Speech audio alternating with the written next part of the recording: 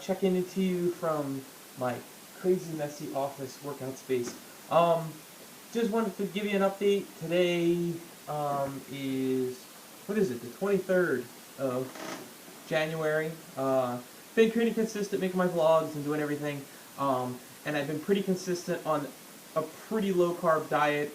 Recently, over the last week, I've kind of been introducing some carbs and kind of been a little bit lax this week. Um, I hit my low on the scale, which was the 21st.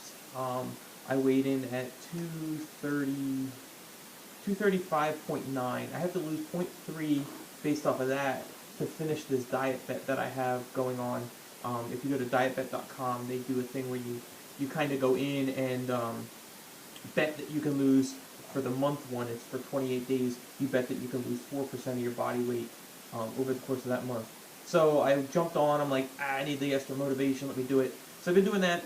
I'm at 235.9. I need to be 235.6 to win the diet bet. So I got 6 days to get that little bit off. Now I've been fluctuating. I actually, the next day, I had a bad day of eating on yesterday, the 22nd, and then I kind of ate crappy today too. So I've had 2 bad days of eating. I got on the scale this morning, and it was saying that I was up 5 pounds. I ate a little later last night. I had low carb stuff. I had some buffalo wings, and what did I end up eating before that? I can't remember what I had. What the heck did I have? I know I had buffalo wings last night. I don't know. Anyway, but yeah, this week I've been a little bit bad with what I've been doing. So what I want to do is I've been looking at this new diet. It's called the 4-Hour Body. It's not even actually a diet. It's actually a whole book of different things, depending on what you want to do. The author of the book is Tim Ferriss. I'm looking at it. They have something called the slow carb diet. It basically is low carb. It allows you, I think, legumes and stuff like that, like black beans and stuff, lentils, I'm assuming, and all that.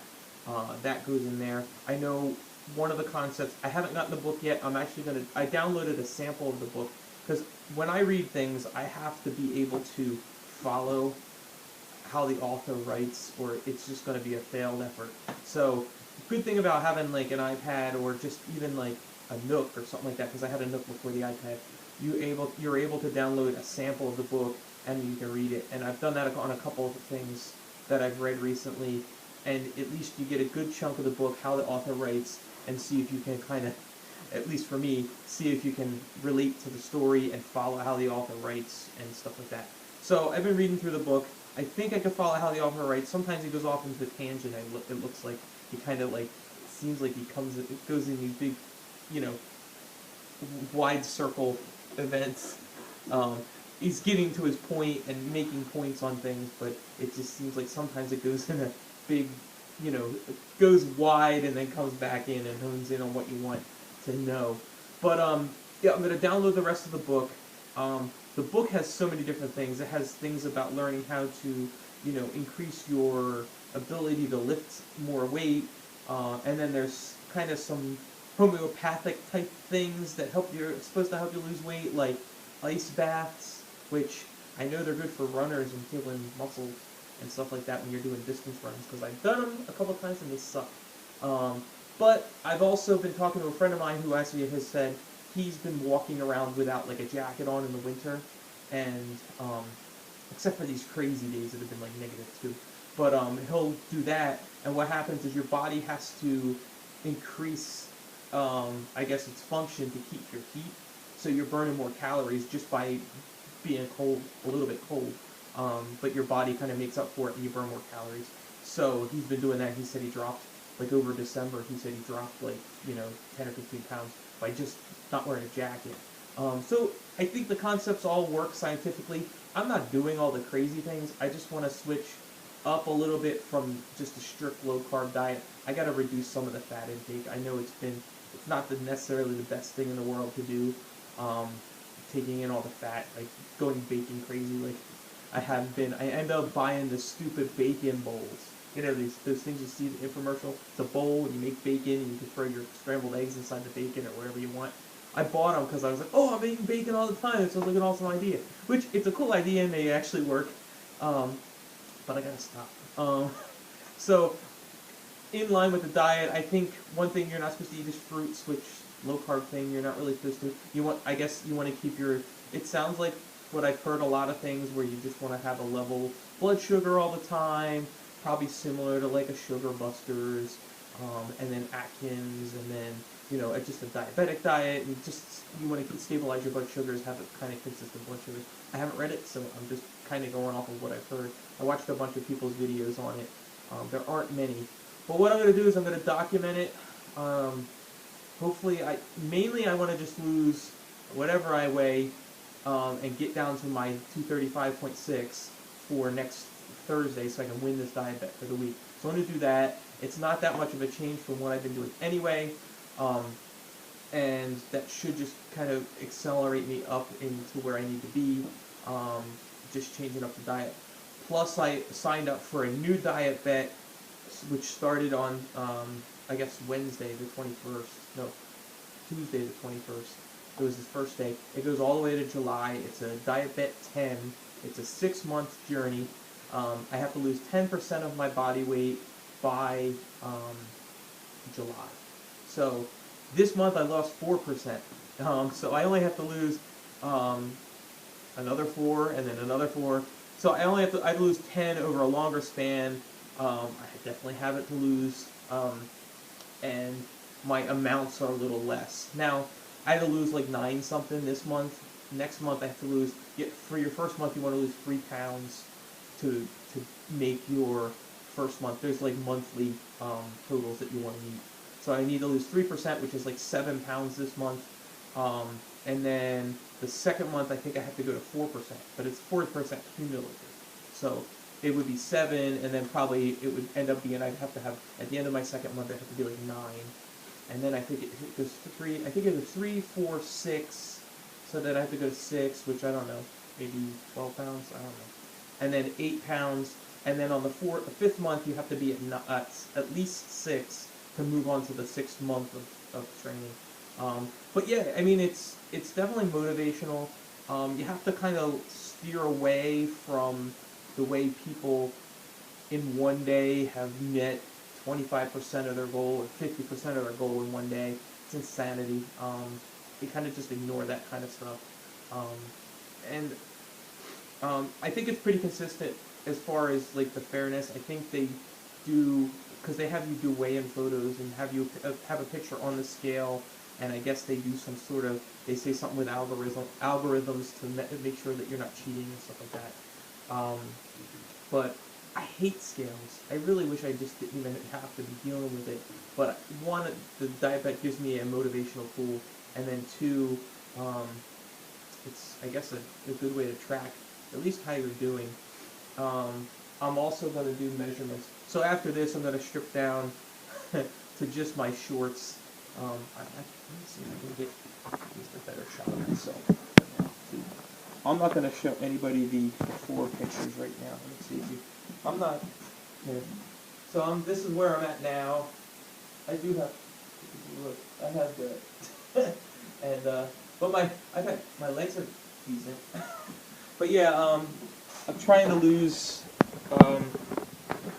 the gut. But mainly, I just want to be a better runner is my main thing. I want to lose the weight so that my running ability goes a lot better. I missed a whole year and went negative the whole last year, and I just want to rebound from that and get my running back in check. So what I'm going to do is I'm going to make a before video when I start this 6-month journey. I have a before picture in the actual archive of the diet bet, but I actually want a physical. I'm going to take some measurements. My starting weight right now, I'll just say it's probably like 237. I'll say I'm up a little bit from that 235.9, but I guess my best is 235.9 if I can just kind of flush my system out. So whatever, 235.9 is where I'm starting. I need to lose 10%, which is what, 23.5 pounds. so I need to be down to what, like 215 or something like that, or, I guess, whatever. I'm not doing math really worrying about it. But yeah, so that's my vlog for today. I'm sorry I talked your ears off, but I just want to give everybody who's been at least following me recently an update on what's going on. I'm going to download this book. I'm going to read. There's only one chapter. I think there's 2 chapters on the actual diet portion. The book is kind of one of those books that you can just jump around and hit the points that you want to hit. So I think there's even a section on endurance, like running 100 miles and stuff like that, which I'm not really concerned about doing 100 miles, but I definitely want to get to the marathon distance. But yeah, so I'm going to do this thing because it makes sense. I will go over, after I read the chapters with you guys tomorrow, and part of my, going forward thing, I'll go over like what constitutes the diet, the whole structure of it, as soon as I understand it, and let you guys know how it works. And actually, if I read it and it looks like it's going to be insane, I'll let you know. So we will see. I hope everybody's doing really well. I salute ya. Oh yeah, and I saw a movie today. I saw that Lone Survivor with what is it, Mark Wahlberg. It's about that SEAL team. I think SEAL Team 10. They go into Afghanistan to capture or kill a couple of the topmost terrorist people from the Taliban or whatever, and they all they pretty much have a bad go at it. Let me not ruin anything. But yeah, it got me thinking that like we're utilizing these guys in a negative way. I like love the military, support the military, and like have nothing but good things in my mind to say about people who do that. Support their country and put their lives on the line for that. But I think our country has to take a little bit of a step back and say, do we really need to risk people's lives to just take out some schmuck? Let's not do it in the way that we do. Now, these guys are like highly trained, probably 95% successful, but that little percentage of non-success, it just makes me worry about them. I love you guys, and I just don't want anything to happen to you for stupid reason. You're doing what you need to do for us, and we need to support you and keep you out of harm's way if you don't need to be there. So that's how I feel about it. The movie was good. It just got me kind of a little depressed as far as we don't need to take the loss of life the way that we do. So and these guys are Navy SEALs, so they're like kind of the best of the best, and seeing these highly trained people die and stuff like that, it's just not cool. So and I know it happens, and that's just the way it is being in combat, but we need to just take a step back and only use them when we need to use them. So sorry I've been rambling on. Thank you all of you warriors out there, veterans and everything. Thank you for your service. Yeah, that's it. I'll talk to you later. Sorry about the long video, but everybody have a great day, and I'll talk to you tomorrow. Bye.